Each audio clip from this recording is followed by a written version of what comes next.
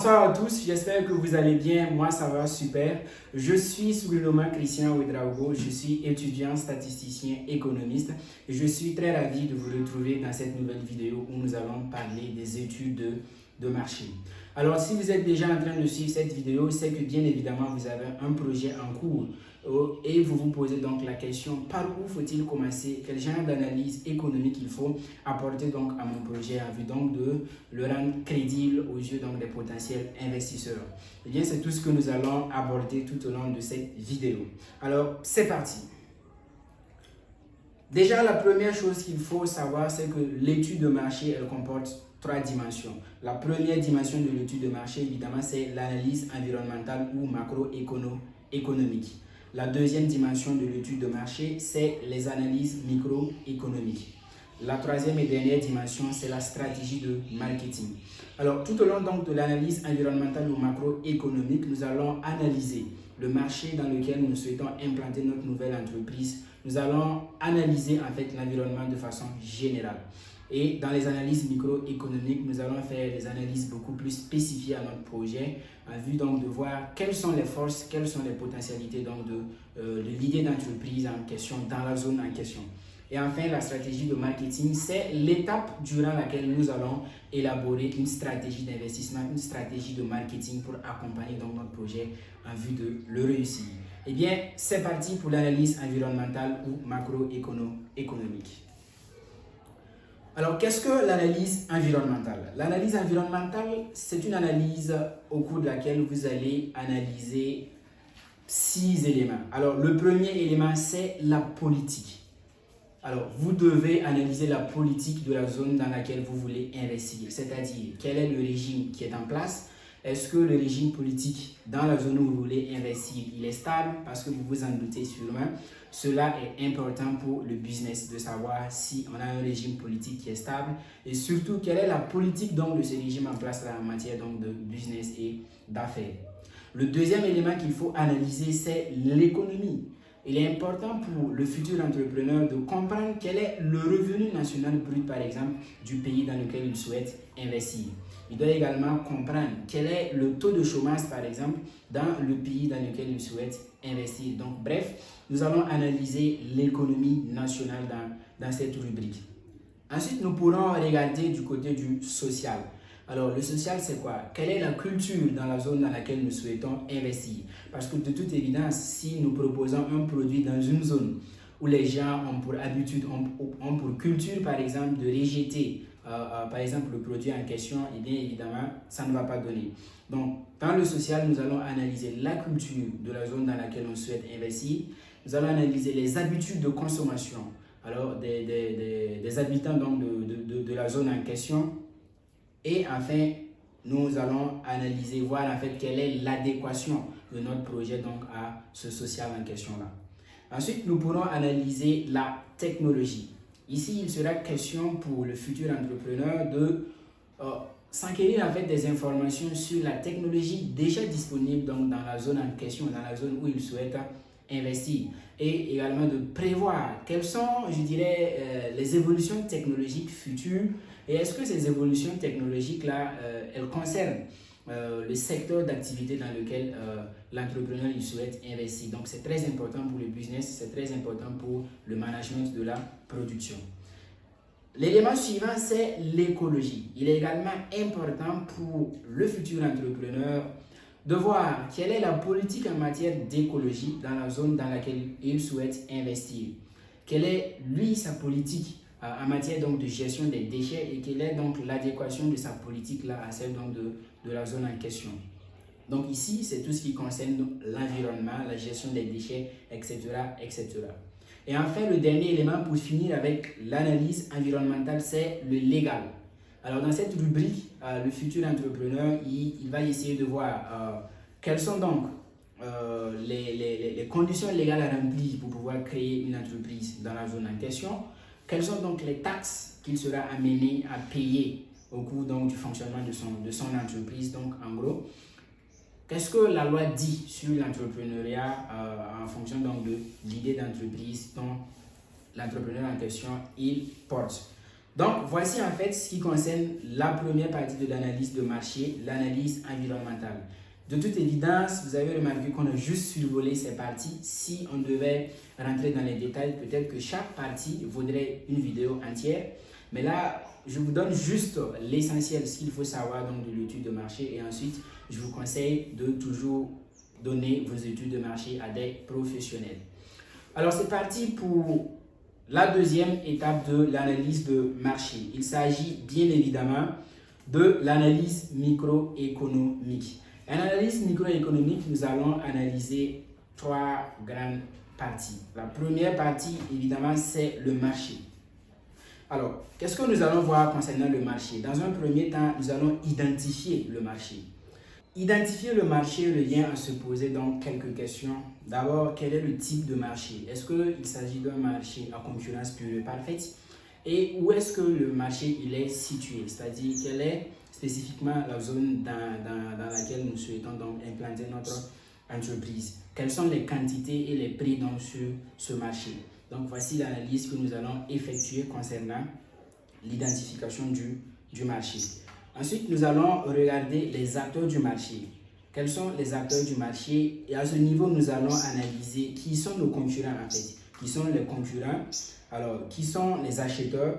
Qui sont les consommateurs? Qui sont les prescripteurs? Qui sont les complémentaires? C'est à noter qu'un consommateur est différent d'un acheteur parce que celui qui achète n'est pas forcément celui qui consomme. Il n'est pas non plus forcément celui qui prescrit. Si je prends un exemple tout de suite, si vous avez une entreprise qui commercialise des jouets pour enfants, alors le consommateur ou l'utilisateur de votre jouet, ça peut être l'enfant. Mais l'acheteur, c'est le parent.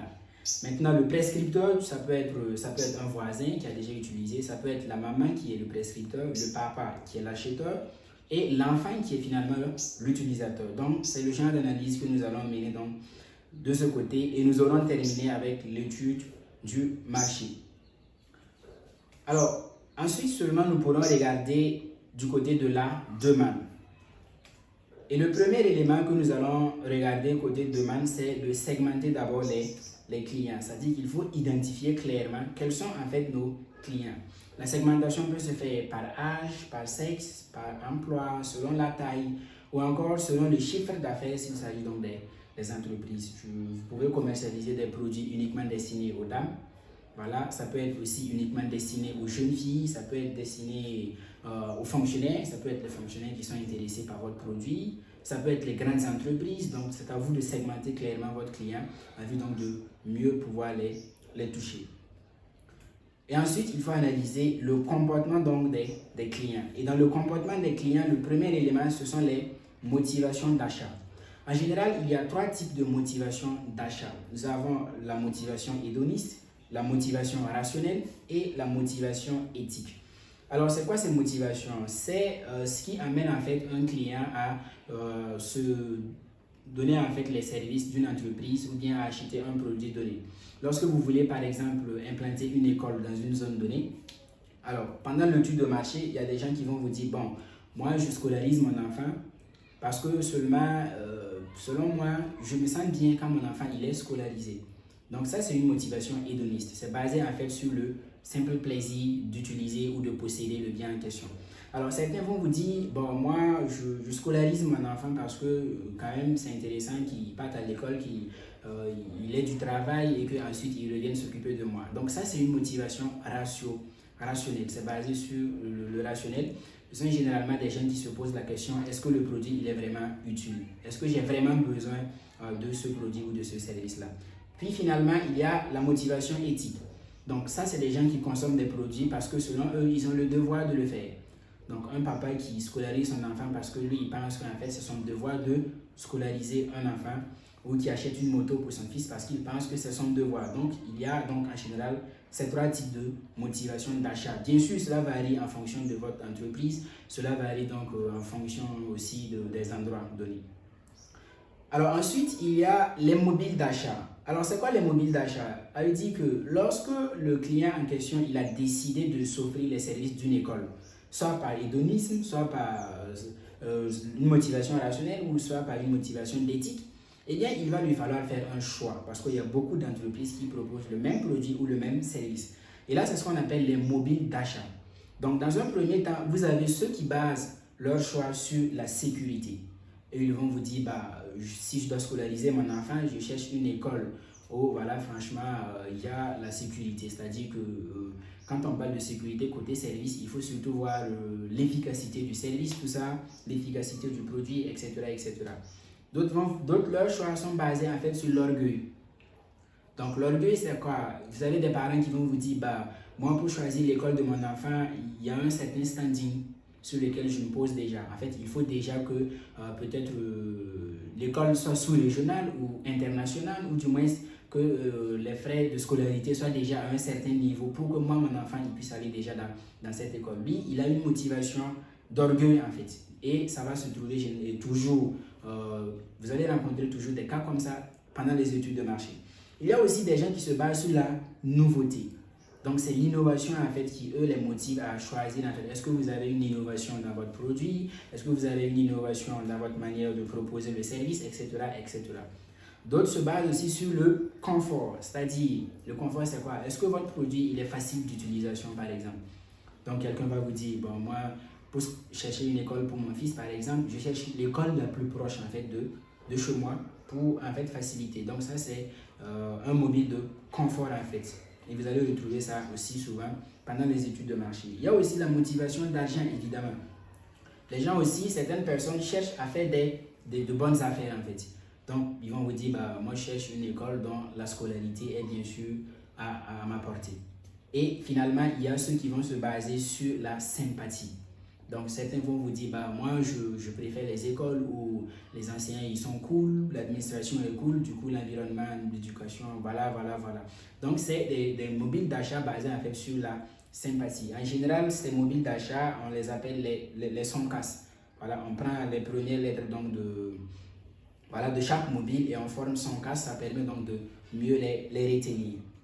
Alors, ensuite, il y a les critères d'achat des clients. C'est quoi les critères d'achat? Lorsque le client il a décidé de s'offrir les services, par exemple, d'une école pour son fils et qu'il a choisi en fait l'école en question, il va se rendre dans cette école. Et dès qu'il se rend dans l'école ou à la boutique pour les produits, eh bien, le critère d'achat, c'est ce qui va concourir finalement à la finalisation en fait de l'achat en quelque sorte. Donc, il y a exactement deux critères d'achat. Il y a les critères rationnels et il y a les critères affectifs. Parce qu'en général, dès que quelqu'un est déjà dans votre boutique, il y a deux étapes qu'il a déjà passées. Donc, il a déjà l'intention de faire l'achat. Toutefois, l'achat n'est pas encore scellé. Il y a les critères rationnels et affectifs qui vont encore beaucoup jouer. Alors, le rationnel, c'est quoi? Il y a ceux qui vont se dire, quand je suis arrivé, vraiment, quand ils m'ont proposé les produits, c'était super. Voilà, j'ai discuté avec le directeur de l'école ou j'ai discuté avec le directeur marketing, j'ai vu comment est-ce que les produits sont faits et franchement, c'est super. Ça, c'est le rationnel. Et il y en a qui vont vous dire, effectivement, quand je suis arrivé dans l'école, j'ai vu qu'il y avait, l'accueil était chaleureux, j'ai vu que, voilà, tout ce qui tourne autour donc, de la sympathie et des affections. Donc, l'accueil était chaleureux, ce qui m'a motivé à acheter donc, les produits. Donc, seulement après avoir fait cela, on pourra finir avec l'analyse microéconomique de la demande. Cette fois-ci, nous analysons bien évidemment l'offre. Et qu'est-ce qu'il faut analyser dans l'offre? Dans un premier temps, c'est la segmentation des concurrents. Il faut comprendre quels sont les concurrents directs, quels sont les concurrents indirects. Alors, les concurrents directs, ce sont ceux-là qui proposent exactement le même produit que moi. Eux, ils sont mes concurrents directs. C'est-à-dire que je vends du pain, il vend du pain. J'ai une école, lui aussi il a une école, donc il est un concurrent direct. Par contre, les concurrents indirects, c'est ceux-là qui vendent des biens qui sont substituables à moi, mon bien. Par exemple, je vends du pain, elle vend du gâteau. Donc du coup, elle est une concurrente, je vais dire indirecte, parce que à l'absence du pain, le gâteau, ça le fait quoi. Donc du coup, elle aussi, elle est une concurrente, mais cette fois-ci indirecte. Donc il faut bien faire la part des choses pour en tenir compte dans l'élaboration de la stratégie de business. Ce qu'il faut regarder pour finir, c'est le comportement des concurrents. Alors ici, vous avez vu, il y a toute une panoplie de choses qu'il faut regarder. Il y a d'abord les produits et les technologies. Quels sont les produits que mes concurrents proposent et quelle est la technologie qu'ils utilisent? quels sont les prix qu'ils ont fixés, quels sont leurs canaux de distribution, quelle est leur stratégie de marketing, quels sont les résultats qu'ils ont atteints, quelle est la part donc de marché qu'ils ont réussi à couvrir jusque-là, et est-ce que les clients sont satisfaits de leurs produits et de quoi est-ce que les clients se plaignent donc quant à leur service ou à leurs produits. Et pour finir, quel est moi mon avantage concurrentiel vis-à-vis donc de ces concurrents-là. Donc à partir de cette étape, on aura fini donc avec l'analyse de marché et on va passer maintenant à la stratégie de marketing. Ici, il est question d'élaborer la technique pour surmonter toutes les difficultés et réussir l'implémentation d'une entreprise durable en se basant bien évidemment sur les résultats des analyses qu'on a vues précédemment et sur nos connaissances en marketing, en économie, etc. etc. Donc, dans les analyses environnementales, on a analysé la politique, on a vu qu'il y a une certaine politique qui est là, on a vu quelle est l'économie nationale, on a vu quel est le social, on a vu quel est le légal. Donc ici, on va élaborer la stratégie pour contourner en fait toutes les difficultés liées donc à ces analyses-là. Et dans les analyses microéconomiques, évidemment, on a vu des clients, c'est-à-dire que lorsqu'on va faire les analyses, on va observer les graphiques, on va voir quelle est la part, par exemple, de clients qui s'offrent le service que je veux proposer par hédonisme. Donc, on va, au regard donc, de toutes ces analyses-là, élaborer une stratégie d'investissement, une stratégie de marketing qui va nous permettre donc d'implémenter une entreprise durable sur le marché en question. Malheureusement, ici, il n'y a pas de technique, il n'y a pas de méthode. Eh bien, chacun se base sur ses capacités économiques. Si vous comprenez quelle est l'influence de la demande sur les prix, si vous êtes économiste, voilà, vous pouvez élaborer cette stratégie vous-même en vous basant sur les résultats que vous avez. Ou encore, je le répète, si vous n'en connaissez rien, il est toujours conseillé d'offrir votre étude de marché à un professionnel. Alors, il faut noter que ce soit pour l'analyse environnementale ou que ce soit pour l'analyse microéconomique, eh bien, vous avez trois façons d'avoir les données. Soit vous les avez par simple constat, c'est-à-dire vous vous rendez tout simplement sur le marché et là vous pourrez constater beaucoup de choses. Vous allez constater quels sont les prix, quels sont les produits par exemple, voilà. Mais vous n'aurez pas toutes les informations par simple constat. Certaines informations vont nécessiter de vous que vous les gardiez aussi dans des documents officiels. Par exemple, pour voir quelle est l'économie nationale par exemple. Tout cela va nécessiter de vous des documents officiels. Mais généralement aussi dans les analyses microéconomiques, on aura besoin de passer par une enquête par sondage. Parce que là, on veut savoir comment les gens, quels sont les critères d'achat, quels sont les mobiles d'achat. Et bien donc, on est obligé de constituer un échantillon, de procéder par une enquête par sondage et bien sûr d'aller interroger directement les concernés pour avoir les informations requises.